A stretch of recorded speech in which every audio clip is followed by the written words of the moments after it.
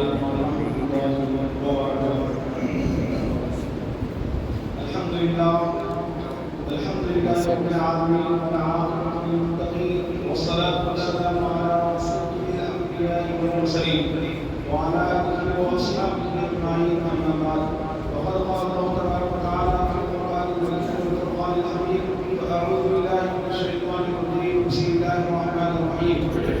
إنا أنزلناه في ليلة القدر وما أدراك ما ليلة القدر. ليلة القدر خير من ألف شهر، تنزل الملائكة والروح فيها بإذن ربهم من كل أمر، سلام هي حتى مطلع الفجر. صدق الله العظيم وبلغ رسوله النبي الكريم، ونحن على ذلك من الشاهدين والشاكرين، والحمد لله رب العالمين.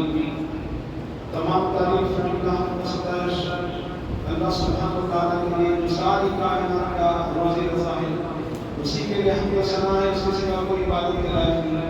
ساری مخلوق اللہ کی محتاج ہے، اللہ ہر شے سے بے نیاز ہے.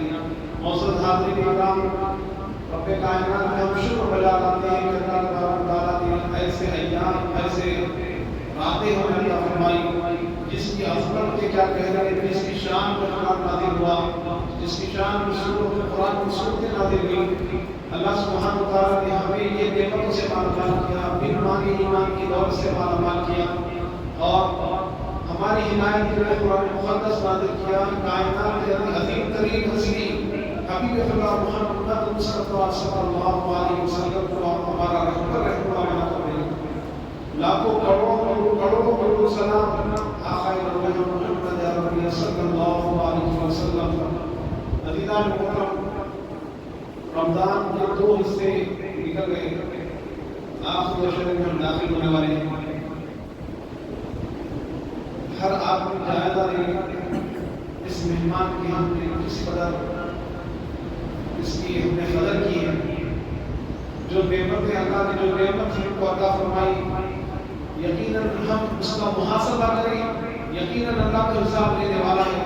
اس سے پہلے ہم حساب لے لیں کہ اللہ نے جو نعمت دی ہم نے اس کی کیا قدر کی.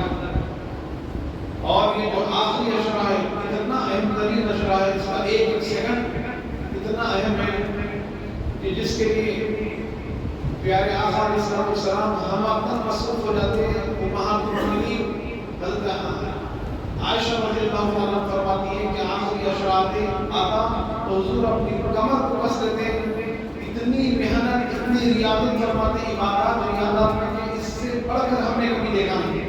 رمضان کے آخری عشرے میں جو حضور علیہ السلام ہم اپنا مصروف ہو جاتے ہیں.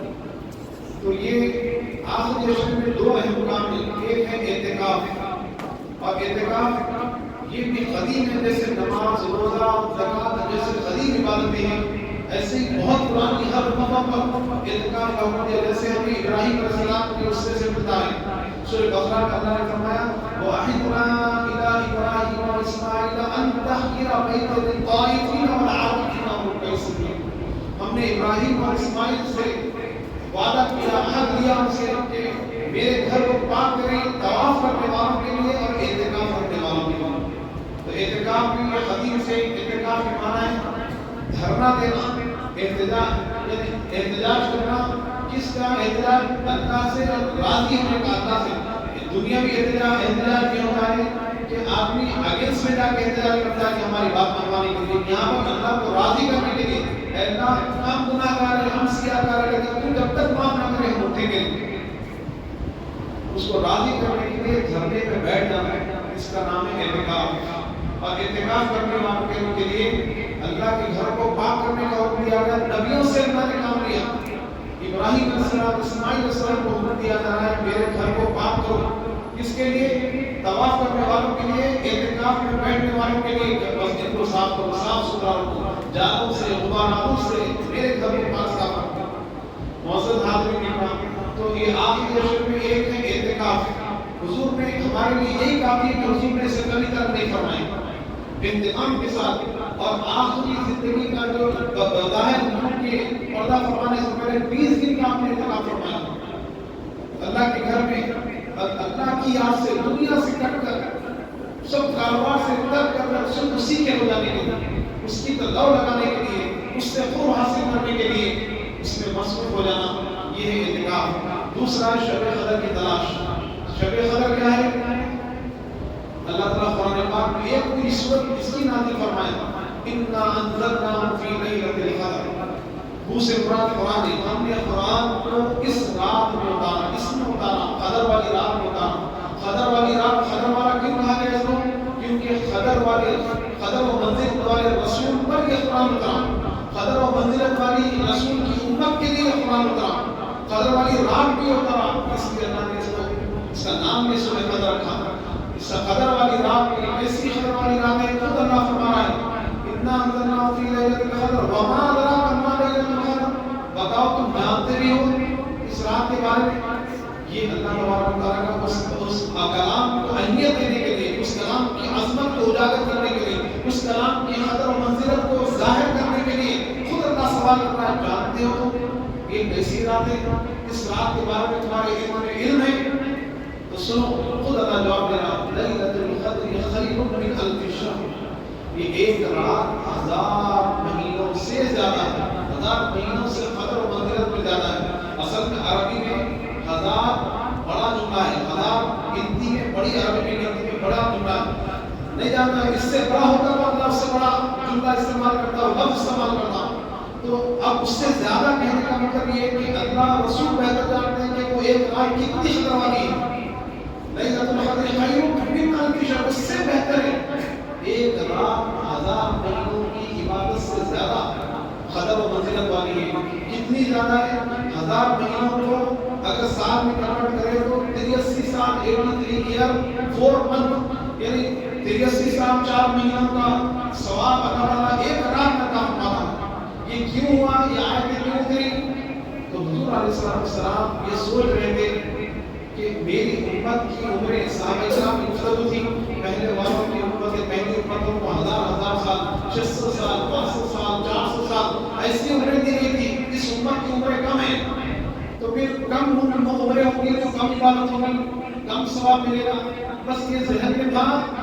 اللہ تبارک تعالیٰ نے اپنے حبیب کو خوش کرنے کے لیے، اس امت پر احسان کرنے کے لیے اللہ تبارک تعالیٰ نے یہ سورت نازل فرمائی کہ تم افسوس نہ کرو، تم جو مایوس مت ہو۔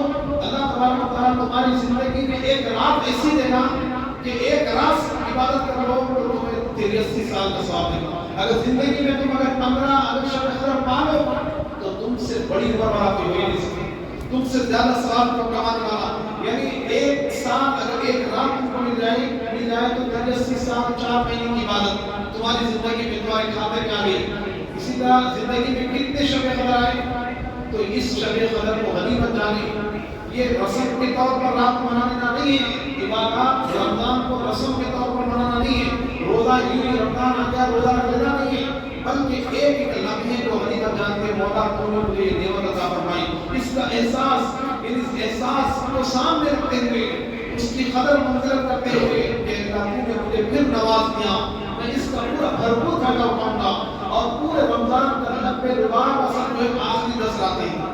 حضور نے فرمایا رمضان کے آخری شریف کی داخ راتوں میں شب قدر کی تلاش کرنا۔ اور حضور کیا فرماتے ہیں؟ اگر جو شب قدر کو گنوا دیا، شب قدر کو غفلت میں گزار دیا، تمام بھلائیوں سے محروم ہو گیا، ساری بھلائیوں سے محروم ہو گیا۔ تو شب قدر یہ زندگی میں پھر ایک مرتبہ اللہ عطا فرما رہا ہے۔ کتنے ہم ہمارے ساتھیاں، کتنے ہم نے ایک ساتھ جنازے اٹھائے، کتنے جنازے ہم نے اٹھائے، کتنے جنازوں کو قبر میں سپرد کر دیا۔ جو اچھے خاصے تھے، عمر میں کم تھے، ہمارے سے عمریں کم تھی، لیکن وہ اس دنیا سے رخصت ہو گئے، اس شب قدر سے وہ محروم ہو رہے۔ اللہ نے ہماری زندگی میں اس شب قدر کو رکھا تو اس کو غنیمت جانی۔ اللہ نے ہمیں ایک اور موقع دے دیا اس کو راضی کرنے کے لیے، کیونکہ جو شب قدر پا لیتا ہے اللہ تعالیٰ اس کے پچھلے سارے گناہوں کو معاف فرما دیتا ہے، گویا کہ وہ صاف گناہوں سے پاک صاف ہو جاتا ہے۔ تو اللہ نے یہ نعمت عطا فرمائی تو شب قدر مل گئی۔ تو شب قدر کو طلب کریں، اللہ اس سال کی شب قدر ہمارے مقدر میں لکھ دیتے ہیں۔ معزز حاضرین اکرام، تو یہ نعمت اللہ تعالیٰ عطا فرمایا۔ تو اور اس کے آخری عشر میں حضور صلی اللہ علیہ وسلم سب سے کر اسی کے ہو کر اسم ربک وتبتل الیہ تبتیلا، اللہ کا ذکر کرو سب سے کٹ کر، یکسو ہو کر، سارے سمتوں کو سے ہٹ کر، اسی کے ہو کر، اس کی لو لگا کر، اسی کے یادوں میں مصروف ہو کر، اس کے پیغام کو میں ہمتن مصروف ہو کر، دنیا سے کٹ کر اسی کے ہو جاؤ، یہ کیفیت اعتکاف میں ہے۔ عزیزان مومنین، یقیناً یہ ہمارے لیے یہ کافی ہے کہ حضور نے کبھی ترک نہیں فرمائی، تو اعتکاف کا اہتمام کریں۔ تو آج 21 شب رمضان ہے، تو آج سے مغرب سے پہلے کریں اعتکاف کا، یعنی 10 دن اللہ کے لیے وقف کر دینا، دنیا سے کٹ کر اسی کے ہونے کے لیے، اس کی یاد میں مہو ہونے کے لیے، اس کے قرب پانے کے لیے، اس کی نزدیکی حاصل کرنے کے لیے، اس کے لیے مصروف ہو جانا، یہ اللہ تبارک و تعالیٰ کا منشا بھی ہے کہ بندہ اس کا ذکر کرے۔ اللہ تبارک و تعالیٰ ہمیں پیدا کرنے کا مقصد بھی بتایا کہ تمہیں پیدا اس لیے کیا ہے تاکہ تم اس کی عبادت کرو، اس کا ذکر کرو۔ ذکر نہیں کرنے والوں کی مثال دی گئی، ذکر کرنے والا تر گھاس کی طرح ہے، نہیں کرنے والا سوکھی گھاس کی طرح ہے۔ مطلب کیا ہوا؟ یعنی جو اللہ کو یاد کرتا ہے وہ زندہ ہے، اور جو اللہ کو یاد نہیں کرتا وہ مردہ ہے۔ سوکھی گھاس کا مطلب جس کا تعلق زمین سے کٹ گیا، یعنی اس کے اندر حیات نہیں رہی، زمین سے اس کا تعلق ختم ہو گیا، اس لیے سوکھ گئی۔ تو معزز حاضرین اکرام، تو اللہ کو یاد کرنے والا، اللہ کا ذکر کرنے والا، عبادت میں مصروف رہنے والا، گویا کہ اس کے اندر حیات ہے، اس کے اندر زندگی ہے۔ اور جو اللہ کو بھول جائے، یقیناً وہ ضرور چل پھر رہا ہے لیکن مردوں کی طرح ہے۔ پیارے آقا علیہ السلام نے ارشاد فرمایا، بہت سے روزے دار ایسے ہوں گے جن کو بھوک اور پیاس کے سوا کچھ نہیں ملے۔ آپ غور کریں کیوں یہ کہا گیا؟ روزہ تو رہ لیں گے، عادتاً سب لوگ روزہ ہے، ہم بھی روزہ ہے، روزہ تو رہ لیں گے لیکن سوائے بھوک اور پیاس کے کچھ نہیں ملے گا۔ یعنی وقت گزاری کے لیے، اوقات برباد کرنے کے لیے، اب دیکھیے کس طرح ان کو جو راغب کیا جا رہا ہے، آخری 10 دن کاروبار کا سمجھتے ہیں، اور نئے جو ایگزیبیشن لگائے جا رہے ہیں ایکسپو کے نام پر، اور اسی طرح کاروبار کے بڑے ایگزیبیشن کے نام پر لوگوں کو اپنی طرف ہمراہ کر رہے ہیں، لوگوں کو اپنی طرف کشش کے ذریعے کھینچ رہے ہیں۔ تو یہ ساری باتیں ایسی باتیں اللہ نے جو عطا فرمائی، اس کی ناقدری کر کر بازار میں اپنے آپ کو وقت لگا دینا اور اس میں جو اپنے آپ کو مصروف کر دینا، یہ مجنونی نہیں ہے تو کیا ہے؟ یہ آخری ایام میں تو صحابہ کرام اور سارے ہمارے اسلاف اتنے قرآن پاک پڑھتے ہیں، اسلاف کی تاریخ میں پڑھیں گے تو ان کی عبادت ایک دن میں قرآن پاک ختم کی، تلاوت صبح سے لے کے شام تک تلاوت کرتے رہے۔ اور اسی طرح صحابہ کرام رضوان اللہ تعالیٰ علیہ اجمعین، اولیاء کرام 3 دن میں قرآن پاک ختم کر لیتے، اور ہم تب اس میں مصروف رہتے، تدبر کرتے، غور فکر کرتے، اللہ نے ہمارے لیے یہ قرآن اتارا ہے تو اس میں کیا ہے؟ اس قرآن کی وجہ سے اللہ نے پورے مہینے کو سجا دیا، گویا کہ قرآن کے سیلیبریشن کا وہ مہینہ ہے۔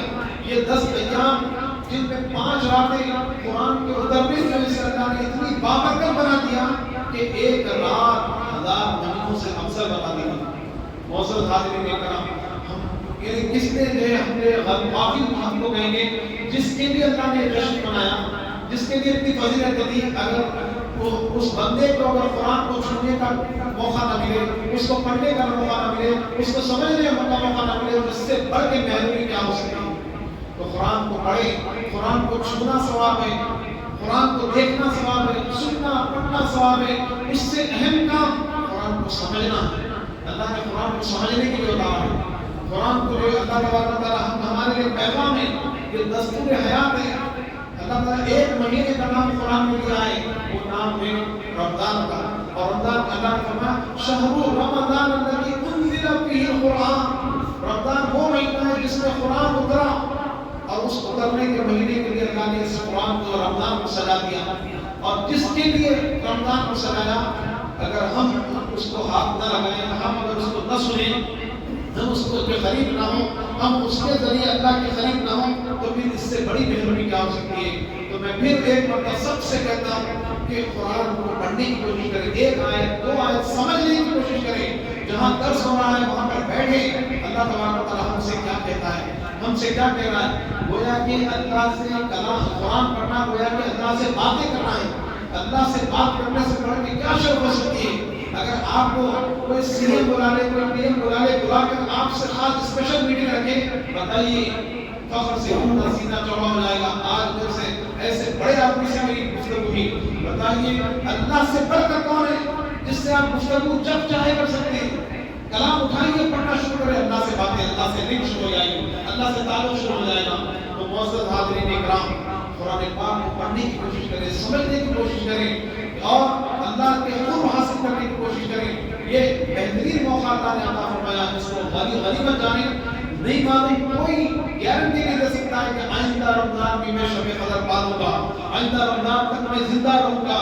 نہیں کہہ سکتے. کتنے جنازے ہم نے 15 سال سے چھوٹوں کے اٹھائے، 10 سال سے چھوٹوں کے اٹھائے. عمر کی کوئی لمٹ نہیں ہے. اللہ تبارک و تعالیٰ زندگی چھپا کر رکھ دیا، کب موت آ سکتی ہے نہیں بتا سکتے. صحابہ اکرام کی کیفیت تو یہ تھی کہ ایک نماز پڑھتے تو دوسرے نماز کا یعنی امکان نہیں رہتا کہ میں زندہ بھی رہوں. اللہ کے رسول نے تو یہ پیغام دے دیا، ایک سلام بیٹھا ہوں کہ دوسرے سلام کی امید نہیں ہے کہ اللہ کبھی بھی جو انسان کو اپنی طرف بلا لے سکتا ہے. تو اللہ نے ایک موقع عطا فرمایا، ہم کو اس کو غنیمت جانتے ہوئے خوب اللہ کی عبادت میں مصروف ہو جائیں. جیسا اللہ نے حکم دیا دنیا سے کٹ کر اسی کے ہو کر عبادت کرے، اس کا ذکر کرے، تو ایسا کیفیت اپنے اندر پیدا کرے. تنہائی میں بیٹھ جائیں، تہجد کا اہتمام کریں. جتنے دنیا میں اللہ کے ولی بنے، جتنے دنیا میں اللہ کے قریب کا منزلیں طے کریں، سب لوگوں نے تہجد پڑھا ہے، سب لوگوں نے تہجد کا اہتمام کیا ہے. اندھیرے وقت جب دنیا سوتی ہے اس وقت اپنے بستروں کو آرام، گرم نرم بستروں کو چھوڑ کر اس کے لیے کھڑے ہو جانا اللہ تعالیٰ یہ چاہتا ہے. اور اس میں اللہ کی کوئی مطلب نہیں ہے تم عبادت کرو نہ کرو، اللہ تم سے نہیں آتے. اللہ تمہارے سے بھلائی کرنا چاہتا ہے، تم کو نوازنا چاہتا ہے، تم کو نعمتیں بانٹنا چاہتا ہے. تو تم اٹھو اور ایسی راتوں میں، ایسی مقدس راتوں میں کھڑے ہو کر اس کو راضی کرنے کی کوشش کریں. پچھلی زندگیوں کو یاد کر کر ندامت کے آنسو بہاتے ہوئے اس اپنے رب کو راضی کرنے کا بہترین سنہرے موقع ہے. ایک ایک لمحہ بیت کیے اس کو ضائع نہ کریں. اللہ سے دعا کرتے ہیں کہ مولا کہنے سننے سے زیادہ ہمارے خیر کو عطا فرما. مولا برا سے ہماری حفاظت فرما. جب تک زندہ رکھ مولا تیرے اور تیرے حبیب کا وفادار بنا کرتا رکھ. جب ہمارا آخری وقت ہے ہمارا خاتمہ ایمان پر فرما. وصلی اللہ تعالی وسلم علی خیر خلقہ ونبی رسول اللہ و اصحابہ اجمعین.